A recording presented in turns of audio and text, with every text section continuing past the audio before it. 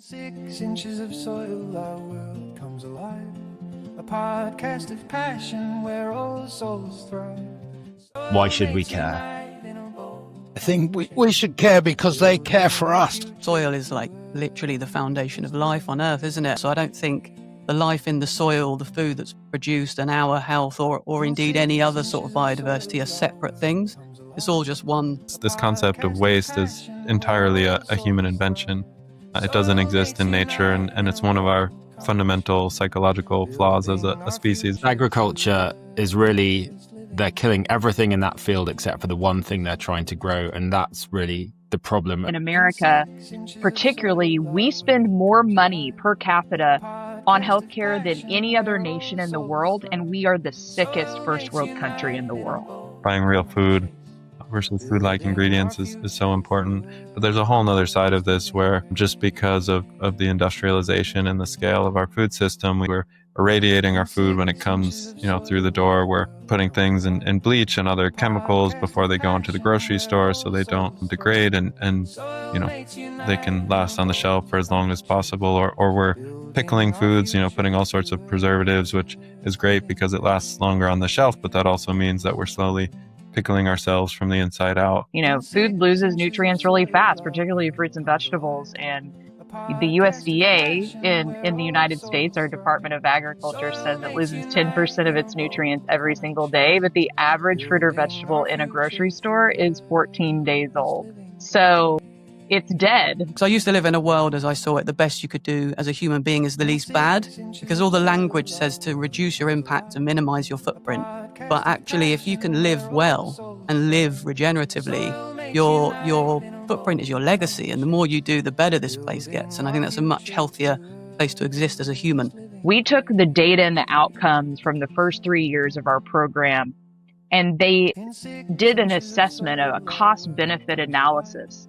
And they said if we served 5% of the people in Oklahoma that had type 2 diabetes, we would save the state of Oklahoma $28.5 million net saving. And that's in 5 times ROI, return on investment. How do we teach people about this? Soil mates unite in a bold common chase, building our future through Earth's living grace.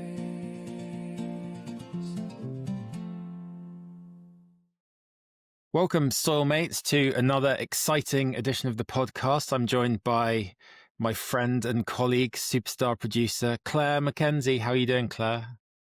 I'm good, Rich. It's getting quite wintry here, hence slightly dark lighting and Yeah, I know. hiding in my office. Same here in Texas. It's actually very nicely seasonally cold right now. It's about 2-3 degrees outside. So I've got my jacket on, which is excellent. I'm happy. So today's episode, we're going to be exploring the fun world of microbes. Who did you manage to get as special experts to talk about this? Well, we have a chap that I met a few years ago called Jeff, who runs Microbes with a Z, and they create beautiful probiotics basically from the soil, which is unusual. It's a bit of a big market out there for probiotics, but the difference is that they do create it from soil and they're working with farmers. And Jeff comes from a very special place of deep connection and huge exploration in the sort of European market. As he says, that Germany is 8 years ahead of us here. So he's been bringing those products and creating them from that. The other is Michael Kennard, who I've known for a while, who is Compost Club. Most excitingly, I did his compost course, which I recommend to anybody, because that guy loves the soil and compost, and he always gleefully tells you he's never happy when he's discussing it, and he brings it to life with microscopes and others, but his enthusiasm and expertise is phenomenal. So how about you, Rich? Who did you meet to bring on today? Yeah, prior to the recording, I met the lovely Erin Buckman, who is from the Soul Food Web, which was started by Elaine Ingham, who's an amazing individual, which hopefully we'll talk about a little bit on the episode. And Evan is very knowledgeable in this space, particularly in the world of microbes. And then recently I went to an event at a place called Sovereignty Ranch, which is near Austin in Texas.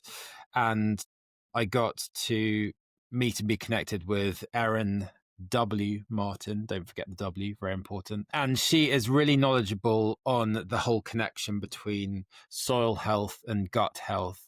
And she is a very influential person here in the States in not only making those connections, but making that type of food available to people that need it the most. So people that aren't well off, that have got various diseases that food can help cure. And she's really brilliant at the way that she's tied that all together. She's in the state of Oklahoma, and she's got a company there which makes this type of food available for people that need it the most. She's a very good speaker, and I'm really looking forward to the way that she'll explain things to us on this episode. So that's what we've got coming up. But what about in your personal life, Claire? What's exciting for you right now? Have you been up to anything? Just come back from Henbant. I can't remember if I've mentioned it before, but I do recommend everyone to look it up. Henbant is a place in Wales run by a phenomenal couple, and you can go there to learn and run courses. They run courses, and I have just finished Becoming a Regen Farmer course, which was 9 months, mostly online, and 3 long weekends. So Rich, if you ever come over, I recommend you go and visit them. Really, really beautiful. Basically built my community up. It's even bigger now. And we were working on live projects. Personally, don't know if I'll ever have a farm, but I was working on other people's projects. And that was really brilliant to talk about the practicalities of it and sort of future planning. So yeah, really exciting. So back from that. So next year is all about consolidation, carry on learning with them. But it's been a great thing. And anything special cool for you? Well, we're big into worms in our household at the moment. Little Oscar has got a worm farm that he's looking after at school. So there's a lot of worm chat, which I may or may not be bringing up on this episode. We'll have to see how that goes. And obviously, we should mention that we're releasing this episode on World Soil Day, which is obviously just great that this is becoming a thing and more people are becoming aware of it. And obviously that's one of the main missions of the pod, is to try to just welcome people into this world and help everybody realize the importance of it all. Without further ado, here is this episode. All right, well, welcome everybody. Thank you for joining us this morning or this afternoon or this evening or in the middle of the night. We're all around the world in various different places. So perhaps the best way to start is to introduce who you are and kind of where you fit into the world of soil. And let's start over in the UK with Jeff. First of all, do you want to tell us who you are? I've been working with microbiology and soil and human health and animal health for about 20 years now, maybe 25 years. So we have our own company. It's quite a small company. Most of what we do is human, but we're doing more and more in agriculture now. So that's us. Excellent. And Michael, how about you? So I'm Michael Kennard. I'm from a social enterprise called Compost Club. So we run a kind of emissions-free food waste collection service for our kind of local community, mostly households, some businesses. And we bring that back to our site at Compost HQ, and using no mains power or mains water, we turn that into a kind of very much alive, living compost. And we don't use any mains power or anything. So it's just harnessing naturally occurring powers of these guys to regenerate soil, really, and the kind of the waste savings, like the happy byproduct from us getting to do that. Amazing. So let's skip over the Atlantic to Austin, Texas, just up the road from me. Evan, do you want to tell us a little bit about you? Yeah, hey everyone. My name is Erin Buckman. I'm the executive director of the Soil Food Web Foundation. We're a new entity that was recently set up to carry forward the legacy of Dr. Elaine Ingham, one of the pioneering soil scientists who really established a lot of the foundational science. And we teach folks around the world, farmers and folks who work with farmers, how to make good compost and bring their soils back to life, and how to use a microscope to really observe what's going on down there in great detail. Yeah, thanks for all your amazing work. We're a big fan of Elaine on this pod. So heading straight north from Austin up to Oklahoma, Erin, do you want to tell us a little bit about yourself? Hey everyone, my name's Erin Martin. I'm the founder and executive director of FreshRx Oklahoma. We're a produce prescription food as medicine program where physicians prescribe locally grown, regeneratively grown food to people with chronic disease. And so we stimulate local economy, scale local farmers using good soil health practices while reversing chronic disease. Wow. Okay, a lot to dig into today. So I guess, Jeff, why don't we start with you? There's a lot of chat about microbes, and perhaps you could tell us a little bit about microbes. What are they? Why should we care? I think we should care because they care for us. Yeah, basically, I mean, they're the foundation of life. They were here 3.5 billion years ago. Everything we see living out there came from them. You know, we look at them and see them as the building blocks of life. And I think when you go back and start looking into them, I mean, they're endlessly fascinating. I mean, for 25 years, I've been reading and studying and peering down microscopes and doing all sorts of different things. I still know very little about microbes, and especially in how when you use them in different areas like composting to human health to animal health, it's that they seem to have this intelligence of their own. And it's kind of, so I always see myself as learning from them rather than me sort of dictating to them. And so it's just been a fascinating relationship, and long may it last. And why are we not as humans getting enough microbes in our gut? Is that a thing which you're addressing with microbes? Absolutely. I mean, our soil health is degraded. Most of our food is lacking in minerals, in microbes, in all kinds of things. So, you know, we need to really, you know, that's the whole regenerative move for me, is getting it back. And my daughter, who's actually runs our company, what she says is her dream is that one day we go out of business because people fix the soil. And once you fix the soil, everything else will start working, and then you won't need us, and we can all retire to a beach somewhere. Yeah. And Evan, I know you've spoken a bit about this concept of dead food, over sanitized food, which presumably is one of the reasons why, as humans, our gut health has suffered. Can you tell us a little bit more about that? Yeah, absolutely. I mean, it's a multifaceted problem, as Jeff mentioned. You know, we've degraded the soils and the microbes that naturally exist in that symbiotic environment and are part of the way the food grows, gets on the food, and enters into our body through that mechanism. So there's one side of it in that just the food doesn't have the microbial life it used to.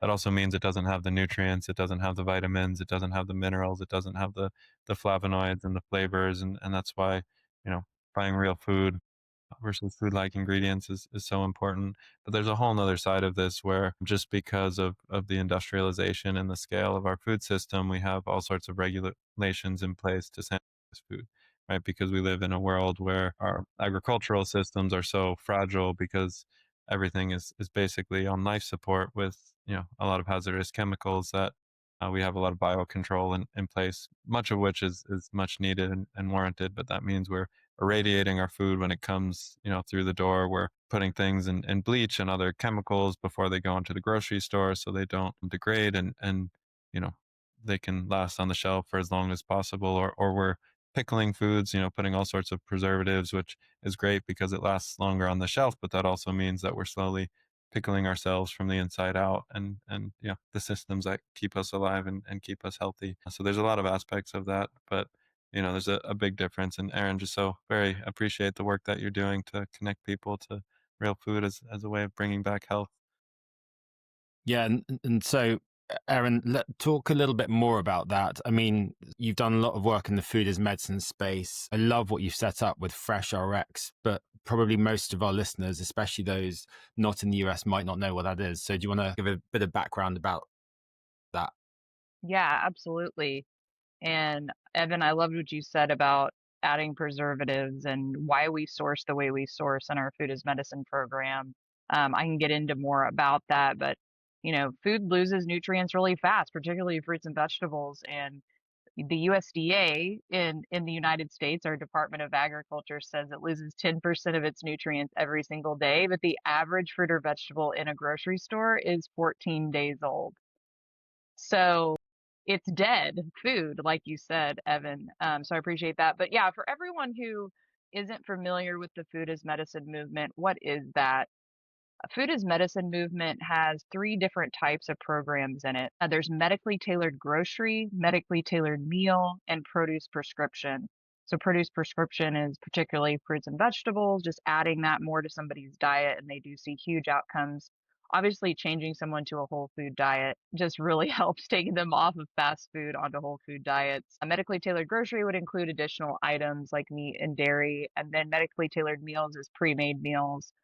Typically prescribed to someone 3 times a day for 90 days upon discharge from the hospital. Produce prescription and medically tailored meal are more in the community-based setting, more in the primary care or your family doc setting. These programs live most in the low-income space, so in our Medicaid space. So in the states, each state runs their own state Medicaid for low income, and then Medicare is what's federal for people who are older adults. So a lot of stuff for innovation starts in the Medicaid space with low-income folks in the states. And so we have 27 states now in the US that have passed some type of legislation to pay for these programs through health insurance at the low-income level. There's a lot of work going on at the federal level. There's commercial insurance paying for this, employer insurance paying for this, and it's kind of scattered about. It's been going on since the 1980s, and over the last 5 years, it started going from more of a grant-funded, philanthropy-funded model to now insurance starting to pay for it because they see the benefit, they're saving money, people are managing or reversing their chronic disease with this. And so it includes both food and education and some type of monitoring. And it usually focuses on a particular chronic disease. Many have done type 2 diabetes because I think that's more accepted, that that's a reversible disease, but they're starting to do things with cancer, PCOS, preterm labor. It raises birth weight of children, all sorts of things. It's really applicable to metabolic disease, and that's how those programs work. They're usually free for people on these programs, and they can range from a 12-week program to a 12-month program like ours. And presumably the funding for these programs either comes from a state level or federal level. What's their incentive for doing that? Is it that their aim is to reduce healthcare costs as they make the population more healthy, available to all? Is that Yes, they're seeing huge cost savings on these programs. Imagine that. I don't think anyone would be surprised on this call. But just for example, we had got an actuary firm. Actuary firms look at health insurance data and claims data, see how much the insurance is having to spend, or the state is having to spend, or the federal government is having to spend on particular folks with certain chronic diseases. We took the data and the outcomes from the first 3 years of our program, and they did an assessment of a cost benefit analysis. And they said if we served 5% of the people in Oklahoma that had type 2 diabetes, we would save the state of Oklahoma $28.5 million net savings. And that's in 5 times ROI, return on investment. It costs us a fifth of that to put someone through these programs. And we've seen continued success by continually re-enrolling people, by continually dropping their A1C with those in type 2 diabetes. We've seen people go in cancer remission. We've seen people who are partially blind not be partially blind, people who came off of walkers because their inflammation went down, all sorts of amazing outcomes. And just with some food and some education, imagine that. So yeah, the states, the philanthropy groups, the federal government, they're seeing this as a huge cost savings because really in America, particularly, we spend more money per capita on healthcare than any other nation in the world, and we are the sickest first world country in the world. Yeah, and a lot of that must be down to the quality of the food being eaten, like very over-processed ingredients, long supply chains, which is relevant to what you're saying, Evan.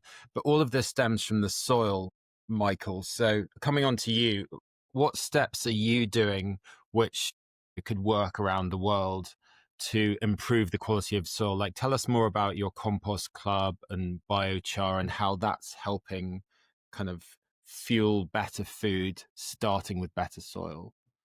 Yeah, I mean, I just kind of came to the understanding that, like Jeff said earlier, soil is like literally the foundation of life on Earth, isn't it? And I kind of went through a process myself of kind of stopping looking at things in isolation, and kind of seeing things as a whole. So I don't think the life in the soil, the food that's produced, and our health, or indeed any other sort of biodiversity, are separate things. It's all just one whole thing going on. I love the idea. I think maybe Evan mentioned symbiosis earlier, and I kind of learnt about the holobiome and the fact that we are indeed holobionts. So we're mostly microbes. We're mostly not even human beings. We're this kind of complex, interdependent, thing that looks, and it's very good for our egos. So look at me, look at what I'm doing, but it's mostly not us. And in fact, the most complex things our bodies do, like the rods and cones in our eyes, that we don't even do that. That just happens. The heart beats.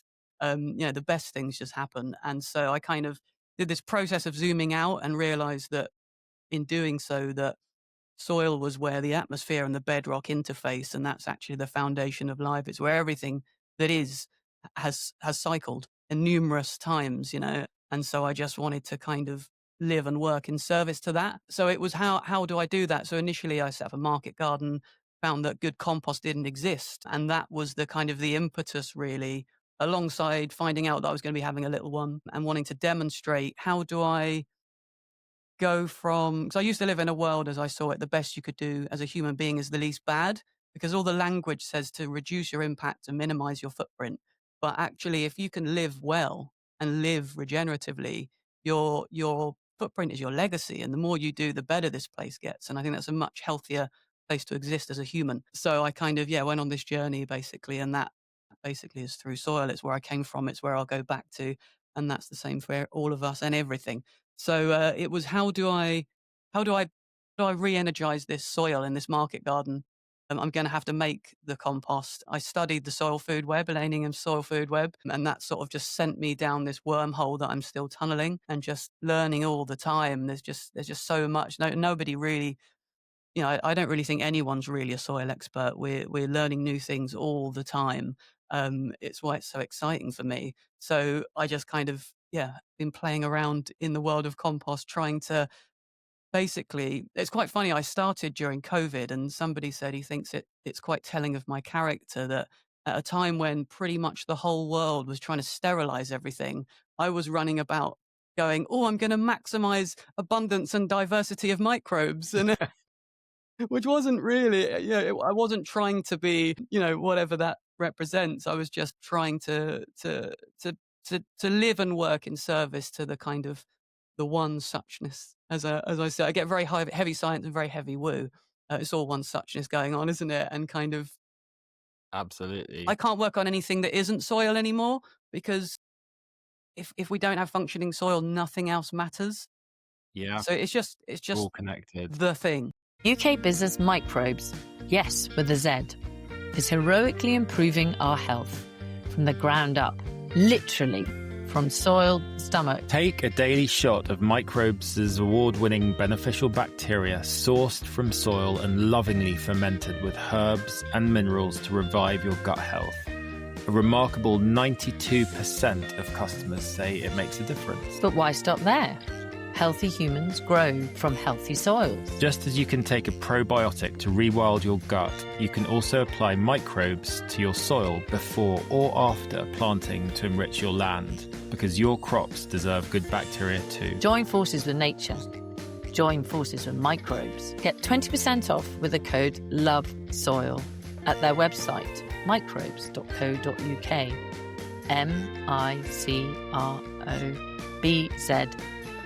microbz.co.uk. So talk us through your process of composting all the way from how that starts through to what you eat.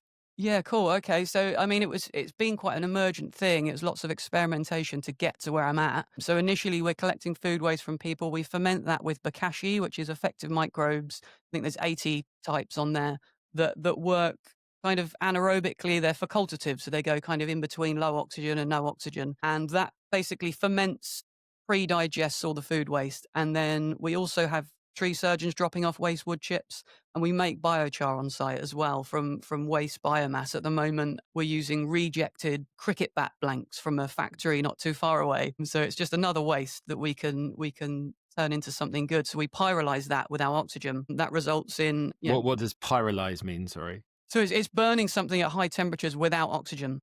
So kind of like making charcoal, but ideally with no oxygen and much hotter. And what you end up with is sort of no visible smoke. We call it wobbly air. You're just getting like the vapor and the heat from the water. And some of the VOCs, which are like the volatile organic compounds, they get burnt off in the process. So there's no visible smoke. So you've got way less emissions than a conventional fire, or if that biomass just sat on the surface and oxidized into the atmosphere. And then what we can produce is a stable carbon structure that we can put in the soil that will stay in there for hundreds, if not thousands of years.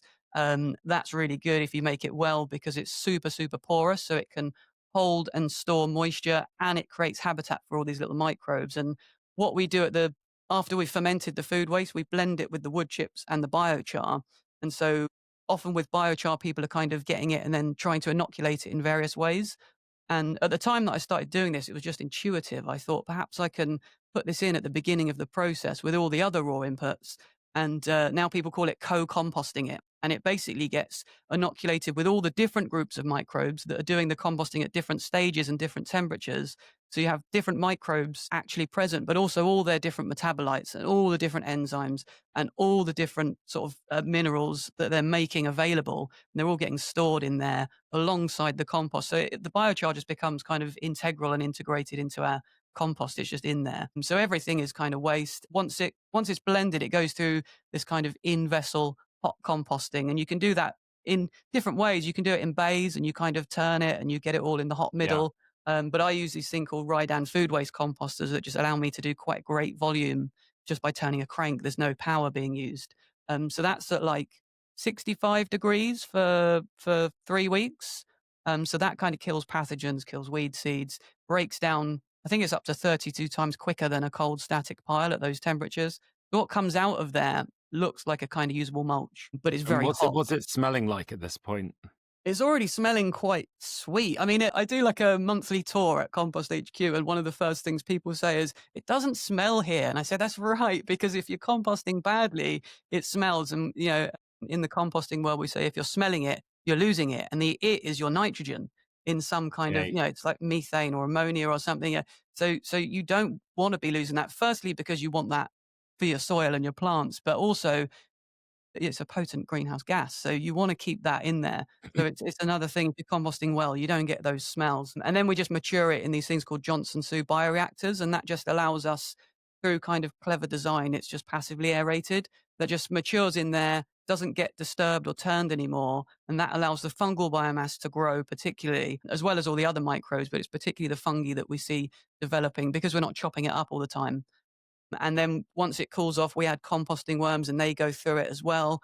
Worms are amazing. They're like everything that goes through them obviously gets inoculated with all their own little biome, but also everything they touch, their little mucus membrane is kind of all their little tunnel ways, everything's just getting inoculated. So some people make compost that way. Some people do hot composting. Some people do the Johnson-Su bioreactors, and some people do worm composting. And I've just found, I call it the compost dance. If I go through this particular sequence in this particular order with a really nice diversity of inputs, it results in a much more abundant and diverse kind of ecosystem in terms of the biology. So I've just been on a journey with my microscope, just changing things, seeing what effects those things have. And I've kind of got to this method now. And has it changed what you eat as a family? Like you mentioned, you were having a child, which kind of kicked this all off. Has this changed your shopping habits as a result, and the food that you're eating now that you know a bit more about that connection?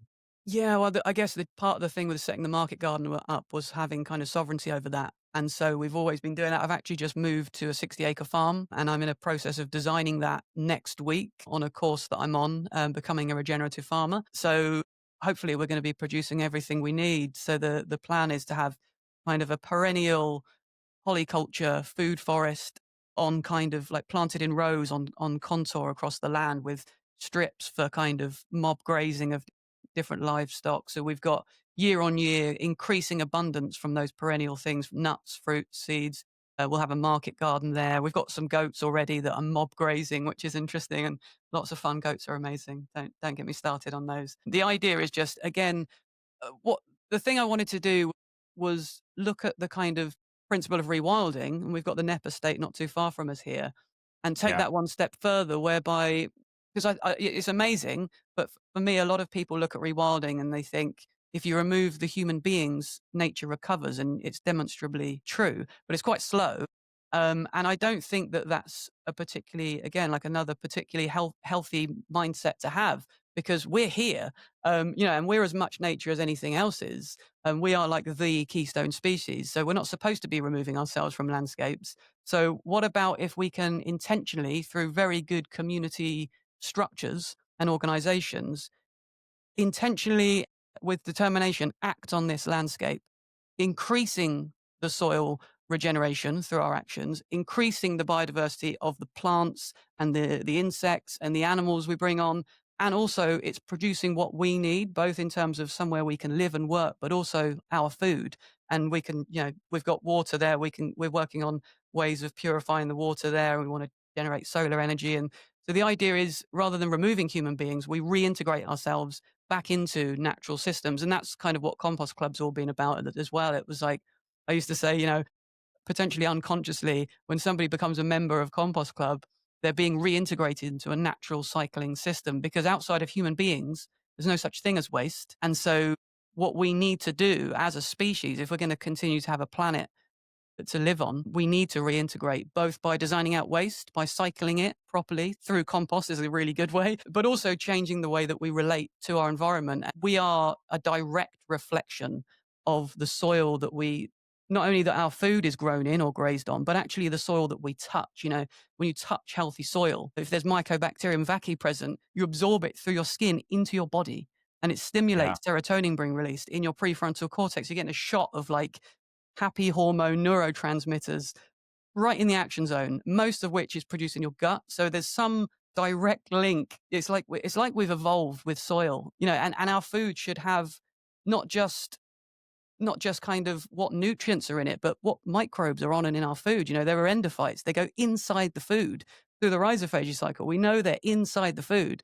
So, a lot of people have heard of B12, and they know it's an essential vitamin, nutrient, mineral. If you don't get it, your body doesn't make it, you could become deficient. And when I ask people who's heard of ergothioneine, most people, it's like silent in the room, and it's a fungal metabolite.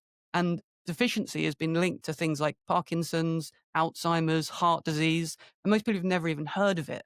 And my theory is as to why lots of people are becoming deficient in it is because the way that we're sort of farming commercially, we're plowing up fields, getting rid of the fungi, or we're spraying a fungicide and getting rid of the fungi. So all this fungi and all these metabolites that would have been on and in our foods are now gone. And you can't see them, but they're there. Because most agriculture is really, they're killing everything in that field except for the one thing they're trying to grow. And that's really the problem. And I guess, Jeff, coming back to you, if all food was grown out of soil from compost that Michael's making, I feel like we'd be in a much better place. But we know that that's not the case today for most of our soils. So I guess help the listener understand why we'd need to add microbes both to the soil and also to our human bodies, to take them. And I understand some of your learnings came from seeing what was happening in other countries, which I think is also a really good way that we can, learn how to do things differently and better. Yes, it's just, it doesn't matter when and where you add microbes, it always makes things better. And so, we've been harvesting microbes from soil now, like I said, for 20 years, and we've done it in a number of countries. And so we have, I think, a pretty good handle on it. But I just want to talk about a couple of things, if I can, around composting and microbes. Sure. Composting in this country is kind of a little bit in the dark ages. People just sort of take a pile of manure and straw out of a shed and dump it in the middle of the field and call it a compost pile. And when you go and talk to them, they go, oh no, it'll be fine. You don't need to add microbes or do anything like that. The microbes are really interesting in compost piles. The first thing is, when we're fermenting microbes, the sort of common knowledge is you don't go over 40 degrees C in your fermenters, because if you do, it's like the human body. You get the human body over 40 degrees C, you start dying. Microbes start dying. And yet you take microbes and put them in a compost pile. If you build it a certain way, a couple of meters high and quite large compost piles, what happens is the temperature in there gets 65. But if you open it up, none of the microbes are killed at 65. It's just weird where you take something that can be killed at 40 in one environment, stick it in another environment where it's really happy doing the work it's doing, and it can take a much higher temperature. There's no degradation. And not only that, the other fascinating thing, we're sort of working with our Spanish partners around who do a lot of commercial composting, big commercial piles, and use microbes with them extensively. What they find the microbes do is they maintain the oxygen level between 10 and 18% in the compost pile. So when you put it together, you just leave it for 8 weeks. You don't need to turn it. There are many composters in the UK, for instance, that are turning like almost daily or certainly weekly, turn the whole pile. And the reason they're turning it, of course, is to get oxygen in. But if you put microbes in there and you just leave it and walk away, you leave it for 8 weeks, that oxygen level will stay between 10 and 18%. And the other thing that's really interesting about that is we work with the University of Barcelona quite a lot, studying microorganisms and what they're doing, is nobody can tell you how the microbes keep the oxygen in there, what process is happening. It's kind of like magic, what's going on. Nobody can explain it, but it happens. We put probes inside the piles, and there's the oxygen reading between 10 and 18% the whole way through. So it's just, that's why I find microbes so fascinating, that they can do all those kind of things. We really got no idea how they do it, but they come out with these amazing results. And Evan, how do we teach people about this? I mean, perhaps if you could share with the listeners a bit more about who Elaine Ingham is and what her work was and how you're continuing that on, and, with a hope to educating a much bigger audience as to the virtues of all of these things we're talking about today. Yeah, absolutely. Elaine had a well over 40-year career working on soils, and I think it's fair to say that the first half of her career was largely focused on academia and science and developing a lot of the foundational principles. And really, I think her greatest breakthrough was just having the common sense to look at what was going on and use that as a basis for discovery. When she started, science basically said plant health and soil microbiology have nothing to do with each other. Completely separate worlds. As long as you've got your NPKs and your chemicals and the essentials, everything will be fine. And I think it's easy to take for granted in today's world that wasn't always the conventional understanding, but she took a lot of time to characterize exactly how these complex plant microbe interactions work. And also the concept of the soil food web is the ecology in the soil, from the bacteria to the fungi to the nematodes to the protozoa to the arthropods and on, and how different layers of that ecosystem interact with each other. And she spent the next 20 years really teaching and translating that complex understanding into a few basic principles and philosophies that could be adapted to any local environment, to not just observe but understand composting in the sense of microbe farming, composting in the sense of developing bioinoculum, which is interesting when we consider the terminology, because a lot of folks in the space, as Jeff said, might call compost decaying organic matter, but it's really not necessarily even about the breakdown of things. It's about what we're growing in those mediums. And as Michael put really well, this concept of waste is entirely a human invention. It doesn't exist in nature, and it's one of our fundamental psychological flaws as a species, in my opinion. Just the idea that waste even exists, or is something that we can get rid of, and is the source of a large number of our problems. But we teach from the foundational principles how to basically what's going on in there, how to observe, how to grow microbes using whatever organic residues and how to balance those well and put them through different cycles. I think this conversation about, heat is absolutely fascinating. And Elaine's preferred method was always thermophilic composting. Thermophilic meaning heat loving microbes. And essentially the pattern there is that in general, the disease causing microorganisms and the ones that are less useful or less strong will die in those lower heat cycles. But the ones that we really want to cultivate survive to higher heat. So kind of similar to tempering chocolate, as you bring up the temperature and then turn a pile so that it goes back down. You do that multiple successive times and you get an end result where you've grown a lot of the types of microbes that will be really beneficial long term. And Michael, so impressed and fascinated always by the level of depth and rigor that you've gone in to develop your own adaptation of integrating these different methodologies, because it really is about taking the best of the tools from different places. Jeff, similarly, I have a whole bunch of interesting ideas around why and how that might be happening. Those magical observations that happen when we start to deal with the wonderful world of microbes. But as far as the school, we have students in 130 countries or so. It's really taking the tools and adapting them and understand and knowing how to observe what's going on during those processes. So letting curiosity shine and running the experiments and seeing the results and not just putting the compost on the field, because I followed the 1, 2, 3 step recipe and now I think it's okay, but really taking the time to move more slowly and observe and see how it went and see if the recipe had the intended outcome, and then iterating that process, because tiny tweaks make a world of difference. And I think just to dig into that a little bit more in terms of moisture is one of these really big factors. And in terms of, I think about a plastic bag, right? You take a plastic bag, you put it on a Bic lighter, and it'll burn up right away, and that'll be a nasty smelling thing. But if you fill that plastic bag with water, you can put it over an open flame and cook your dinner on it. And that's something that people do with shopping bags in different places of the world. And I wouldn't necessarily recommend that, but it's interesting to see as living organisms how important water is to that cycle.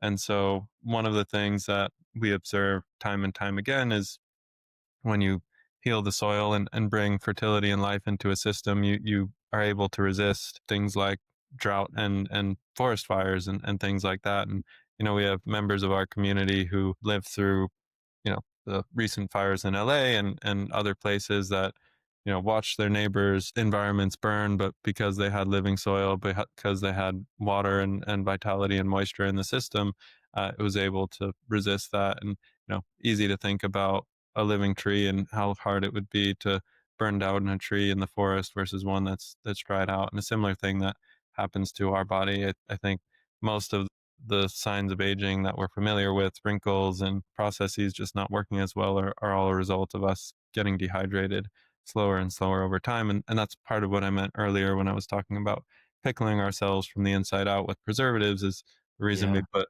salt on meat is so it doesn't break down, and because we pull the moisture out, and the moisture is that medium. So, Jeff, to the idea that the bulk of the material in a larger compost pile might raise to a temperature beyond what the microbe can survive within a more microscopic environment, within those tiny microclimates where, they might have a biochar little house of this large carbon thing where they can build their own little defense system and put a mucous membrane around themselves and resist and create that boundary. It's really just fascinating to get into that microscopic world and realize that there's so much nuance and detail into the various mechanisms that are available to change the conditions. So even though there might be a lot of free energy in the system that we interpret as heat, life can survive and generally finds a way. And I just find that absolutely fascinating. Yeah. And Erin, coming back to you, I heard a quote you said, healthy aging starts in the soil. When we heal the soil, we heal our food. And when we heal our food, we begin to heal our people. And I was just curious to learn more about that, especially the studies that you've done looking at the blue zone and this concept of people dying, which is something that you've studied.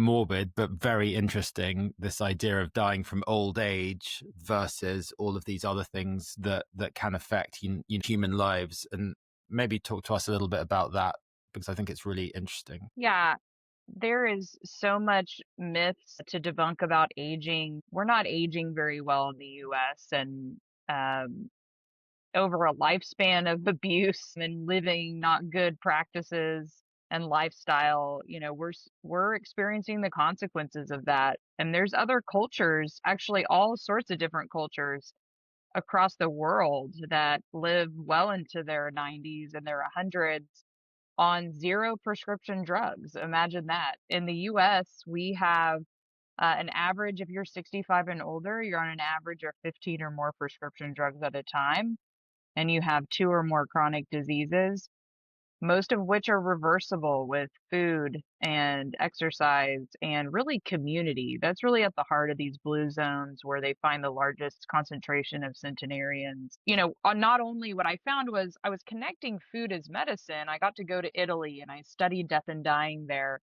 I really saw how cultures revered death and respected elders. And I think that's a component we're really missing. We are not connecting to the wisdom of ancient civilizations, or even our grandparents or our great grandparents, and things that they've learned. We can actually learn from their mistakes.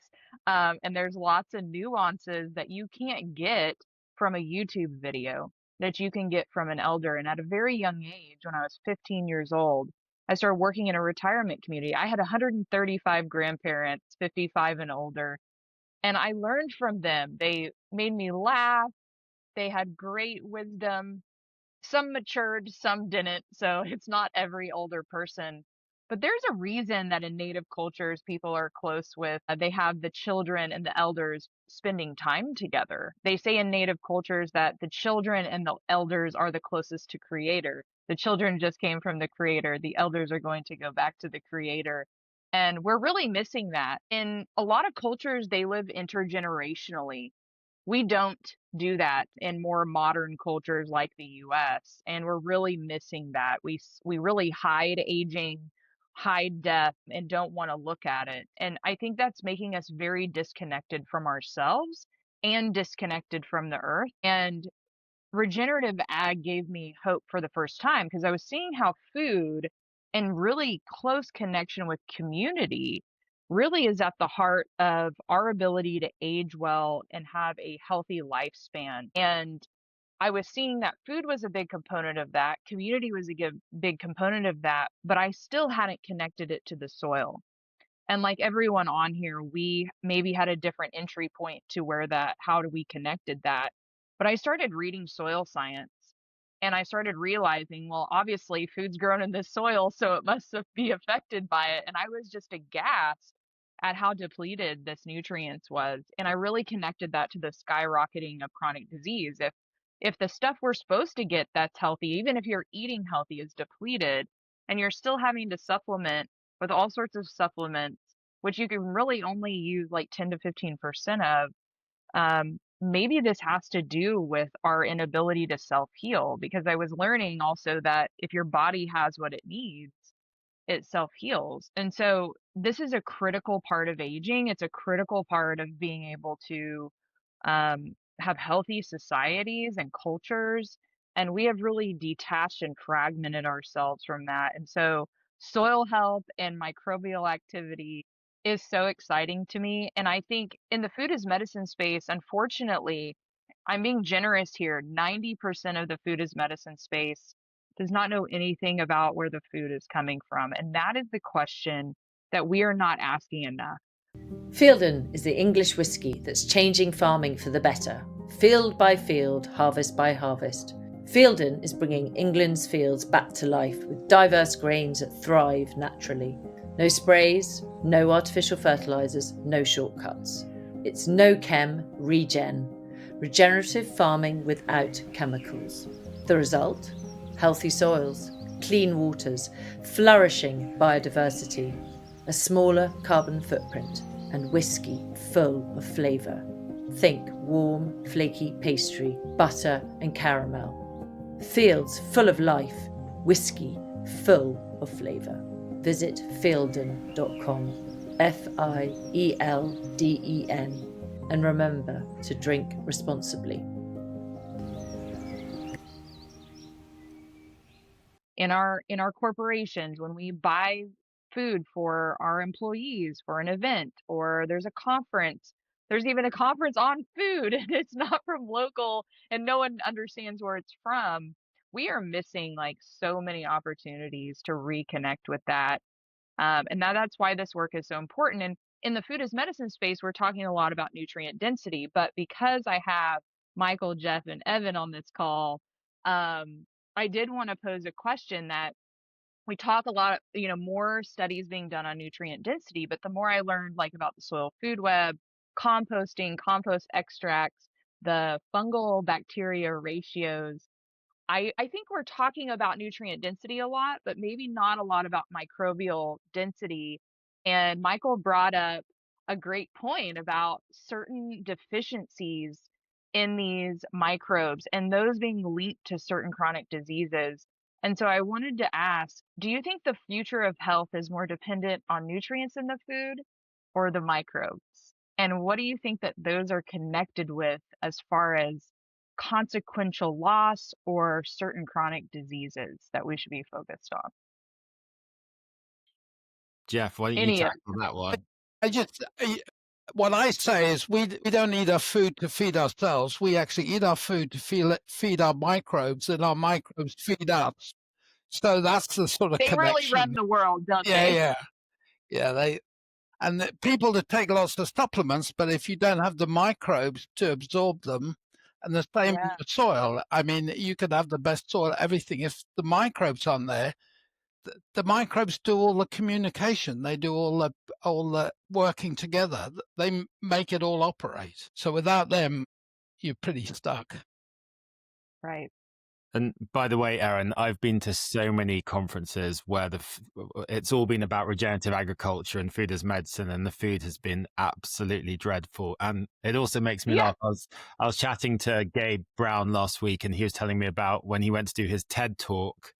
I can't remember where it was, wherever TED Talk HQ is filmed at. And the food that they gave him there was all plant-based meat alternative burgers. And he was like, I'm not eating this crap. So, but he always travels with his own Brown's Ranch meat sticks and things like that. So I think he was fine. But yeah, have you guys, you must have experienced that as well, Jeff, Michael. Yeah.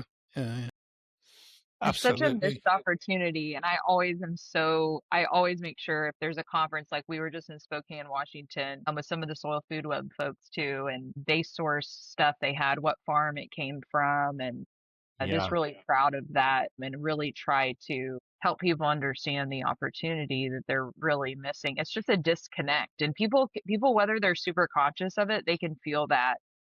And it just makes the event so rich. Like food connects us, food heals us. And I really think it's unifying. Like we are so divided in the US. I know division is all over the world, but I really feel like this is actually something we all agree on if we all really understand it. Yeah, absolutely. By the way, Jeff, I was reading, I think, is it in Germany where they prescribe microbes is it a company that prescribes microbes to employees so they have fewer sick days in a year? Is that true? Oh, yeah, no. And we used to supply a company in Germany a few years ago, and they had much less absenteeism. That everything worked a lot better. People didn't get flus. And now we're just about to come out with a couple of podcasts where mothers are going like they've been feeding it to the kids. So the kids go back to school and the mothers aren't getting sick with what the kids are bringing back from the school. So, just getting microbes into people, whichever way you're going to do it, just makes, like I said before, makes everything better.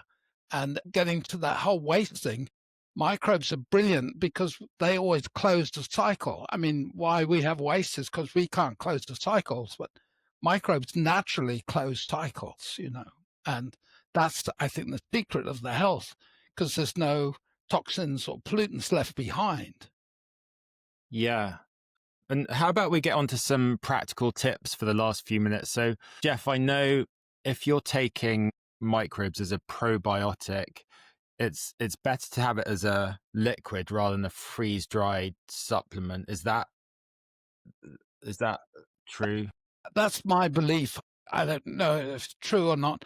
I just know if it's live and it's liquid, then that's what I know what's going into you. I think if you take it as something that's been processed, freeze-dried, I don't know whether it reconstitutes itself in what level and where it does. I mean, it's the kind of Wild West, all that probiotic stuff is going. I mean, just about anybody's sticking a few chemicals in a pill and calling it a probiotic these days. So it's really hard to know what works, but we're just saying it's liquid and it's live. And obviously people who make pills, it's good because you don't have a problem with taste and you don't have a problem with the sell-by date. So commercially, making it into a pill really makes sense, but I like the liquid, and so we'll stick with it.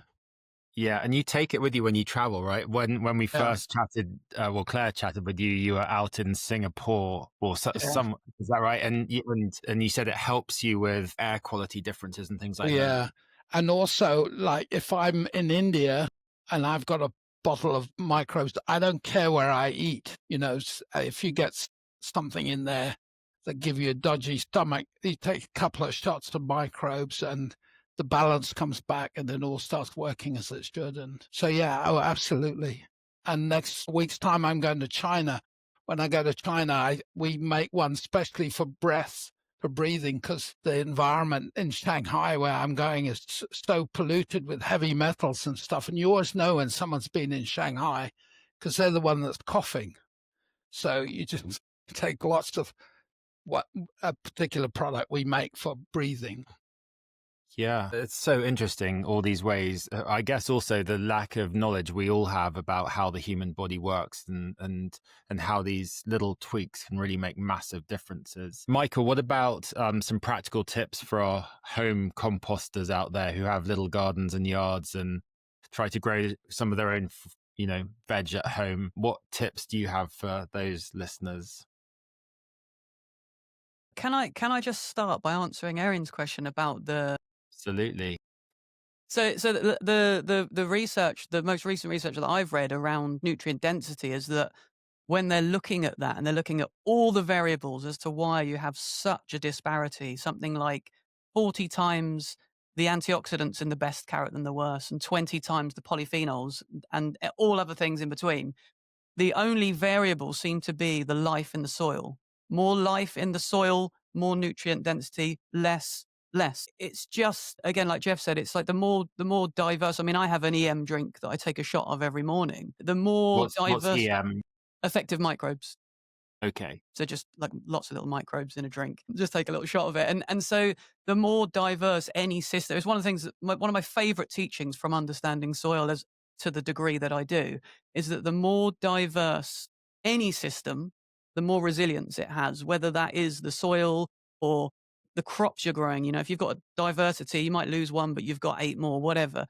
And in social structures, you've got loads of human beings. If we've all got different skills and different interests and something happens, there's different people who can figure out different things rather than us all being the same. So just diversity is key. And in terms of the kind of, it came up for me earlier when someone was talking about the farming, it's like the current paradigm is that what most of us are doing is feeding the plant or feeding the animal, because that's where the economic thing is.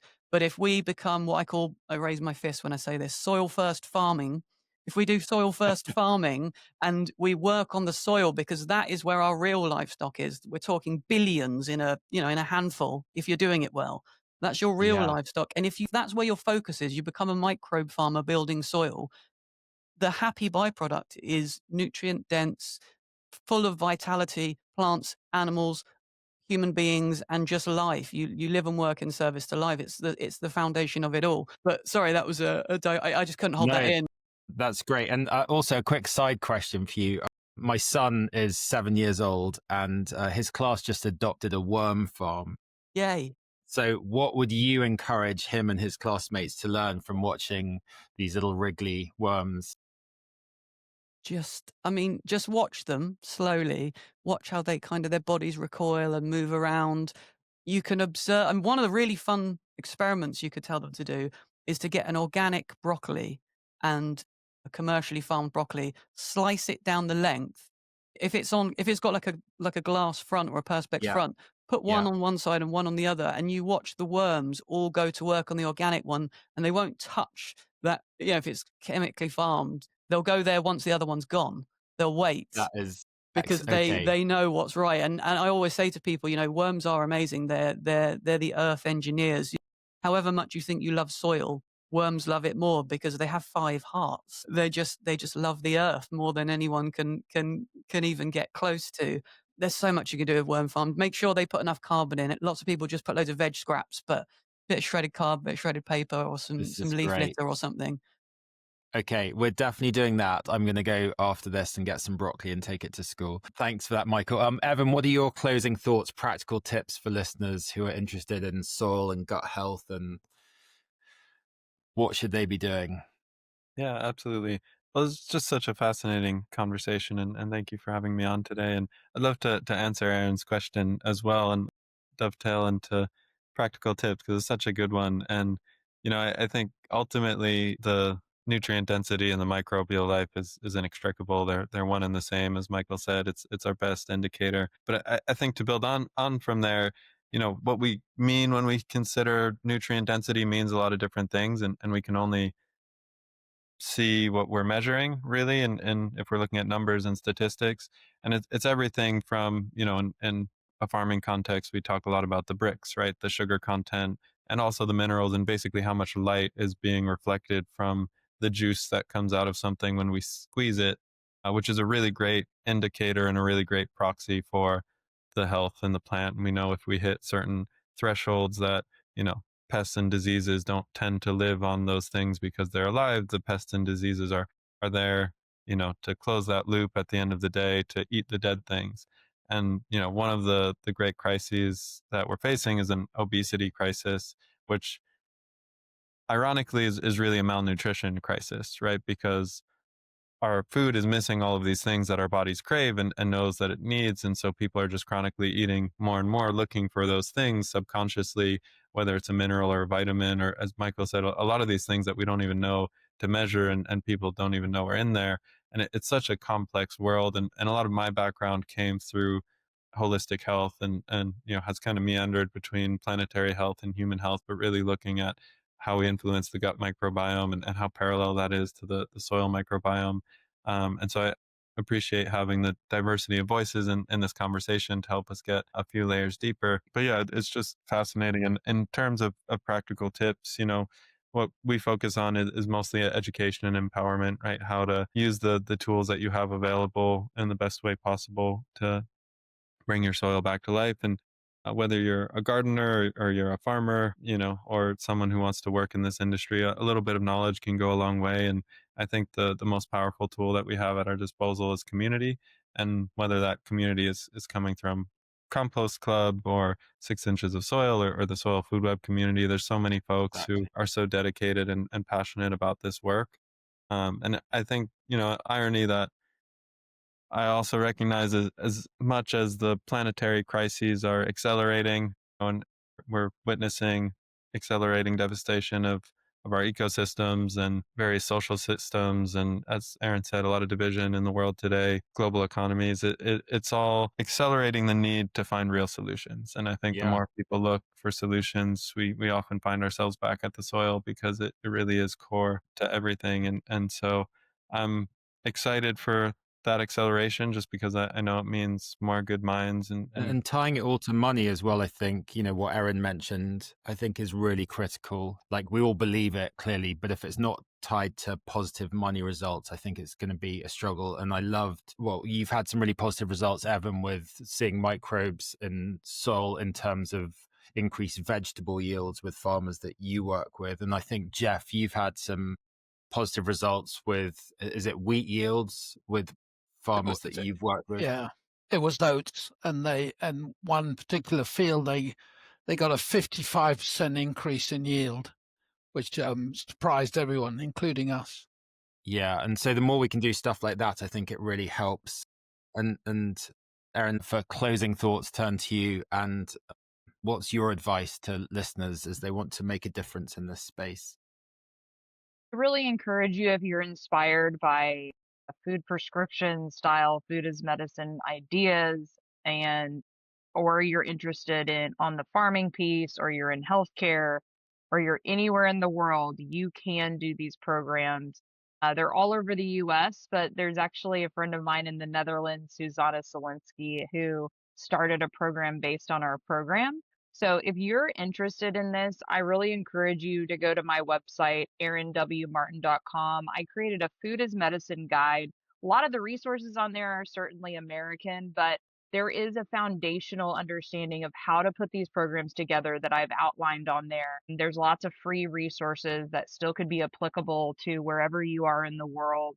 And if you need support on that, I do offer consulting to folks all over the world, and worked with some folks in Austria, in Australia. People are super excited on how these programs work. There's certainly nuances on how your health insurance might work, and things of that nature, but it is something you can tailor to any community in the world, any chronic disease, any environment to heal people. So go check me out, erinwmartin.com, or I'm on TikTok, Food is Medicine, if you're interested in having some fun on there. Thank you so much, everybody, for joining us today. This has been wonderful. We will put in the show notes ways of how you can connect with all of our guests. Well, that was the episode. Claire, thoughts, feelings, emotions? Well, it was good. We haven't had 4 people on for a while. As ever, we say this every time. Each one deserved sort of a full hour themselves. But it was good to really, I was really excited about having someone from Elaine Ingham's camp coming on, because she's obviously just retired and all her work is there now. I was learning the other day, and I think from Evan alludes to it, but they are definitely moving, they're developing it further and taking, her work is the foundation and they're developing it, which is wonderful. She's left an amazing legacy. So I think this was really timely to have them on here. And many people here, like Michael, has not formally done her course, but he's definitely, there's a lot of what he says Elaine has shared over the years. So I thought that was really good. Yeah, and obviously education is such a key part of this whole mission, and helping people really understand new levels of detail in terms of how it's all connected. And what the Soil Food Web does is makes that very accessible, and they've got really good programs all around the world. And so that was pretty cool to learn about that. I also really enjoyed listening to Erin just talk about how practically she's been able to introduce this into her part of the world in Oklahoma and get the backing from governments and the medical industry to help get this food accessible to all. So I really enjoyed that. And just listening to the story of Microbes with a Z, with a Z, and just learning how that can positively influence you as a human, but also you as a plant in soil, and how it's all connected, I think is really fascinating. Jeff he's very sort of, again, grounded, again, a bit like with Will Harris, is that lovely, deep sort of voice, has got vast experience, but brings that very connected self. It is definitely, he walks and talks it. I mean, when he travels, he goes with his microbes, etc. So, that, I always think that's a fascinating, well, it is a great sell point, obviously, but also he really genuinely believes in it. It's like deeply embedded in the ethos of it. And, they're running trials at the moment with farmers and getting some incredible results. I mean, the yield results from a farmer who didn't change anything else but put microbes on half and had like 55%, different. It was, really profound when you hear stuff like that. I don't like to get fixated about, some farmers call it snake oil or additions or things you put on, because there can be many ways of improving and boosting organic matter and the soil health. But I think these trials, when soils are so depleted, something like microbes can give it that boost just to get it going again, because we don't have that time. And that's what he's saying. And I think that's what the Germans are recognizing, and they're really taking this on board. And so, Jeff and his company are really trying to have that really profound impact here. Yeah, it's great. That should help all of us. And I also really enjoyed learning from Erin about the blue zone and the work that she's done in studying populations that actually die of old age versus, dying too soon of all the various different diseases that can be fixed with better food, healthier eating, etc. I thought that was really fascinating. And obviously Michael was a truly special human. I loved his passion. In my world of learning about worms with my 7-year-old, they are in the classroom going to take an organic broccoli and a conventionally grown broccoli and stick it in and see what happens. So I loved that he got so passionate about worms, including wriggling his whole body as he was describing it. That was pretty good. Yeah, he is. His description about himself, that he's been very shy and that soil has given him this voice, is quite something. And his compost is, he's doing these trials and he wants to do more of them, where you compare his compost compared to a conventional compost you might buy at your garden centre. And the results he's got when you see on Instagram, the plants are healthier, stronger and bigger. It's really fun because he knows that he's got so many more strains of, positive microbes, etc. in his soil, and that his balance, that fungi bacteria balance is there, and all the life forms that are needed. And this is his incredible process. He's taken on this long journey to make this, amazingly rich compost. Yeah, definitely. His Instagram is really good. Give him a follow. We'll put the his handle in the show notes. So definitely click on that. And also don't forget to follow us if you haven't, so you'll be the first to listen to new episodes. That episode also marks the first episode of Microbes with a Z, supporting us. So yeah, maybe do you want to talk about that a little bit? Yeah, so they came to us and said they wanted to work with us and if they could support any project, and they thought the podcast would be great. Obviously, we've got Jeff on today, but they're going to be on board with us for the next couple of episodes as a sponsor. And so we are only working, or would like to work with, other companies that have the same ethos as us, that deep love of soil, but getting the word out there, because both Field and Microbes are not only selling a product, but they tell huge stories. They reconnect people back to soil, the land, and farmers, and they're both working really well. And I'd say that's something that you and I hold dear, Rich, is that not only soil is being nurtured, but all these farmers are being nurtured, and that we're campaigning that farmers get taken care of, and instead of what has been happening.